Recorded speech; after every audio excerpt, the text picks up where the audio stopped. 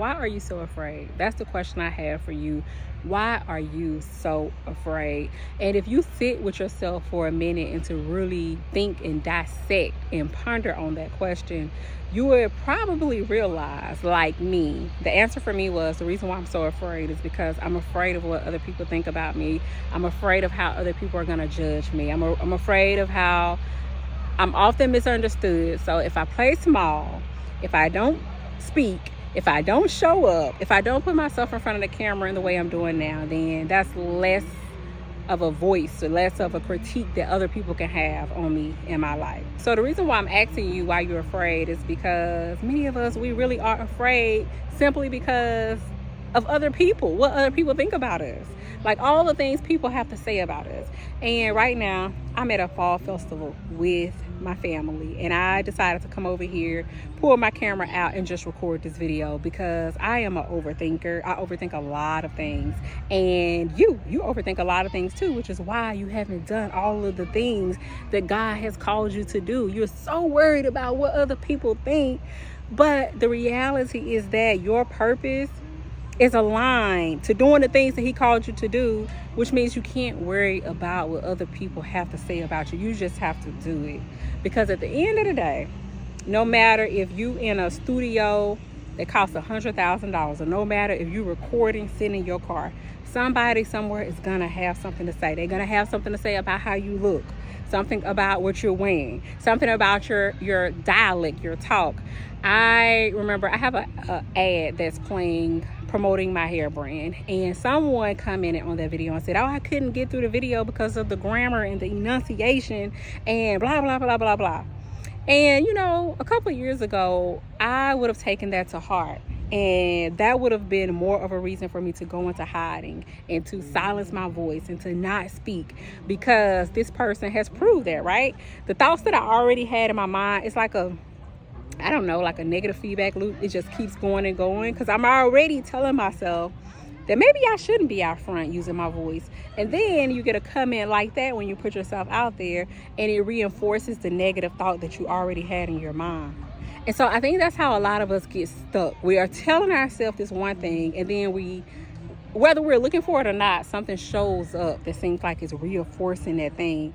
But that's when you should go harder. That, to me now, looking at it in the mindset and how I look at it now, that's confirmation to me that I'm on the right track and that I should keep pushing forward. Back then, it would have kept me stuck. It would have kept me not moving forward.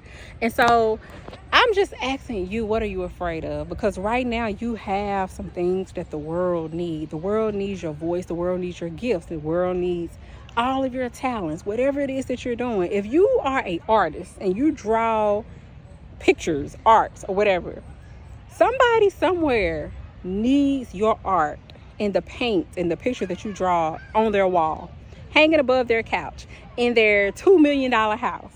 They need that and they want it. But because you're thinking the lines aren't perfect, something is off, or you went too far left outside of the lines, you're afraid and stopping yourself from putting your art out there. But somebody needs your art. Do not hold yourself back from two things: the thoughts in your head, those negative voices in your head that don't mean you well and that are not directing you to a path of purpose, and the people who don't even matter most of the times, the people who you probably never even meet, who has the most to say. Don't allow those things to hold you back from stepping into your purpose. The reason I'm sharing this with you is because I know the value in showing up as yourself and being who God calls you to be. It's a feeling of freedom, a sense of being released from bondage that I cannot even explain.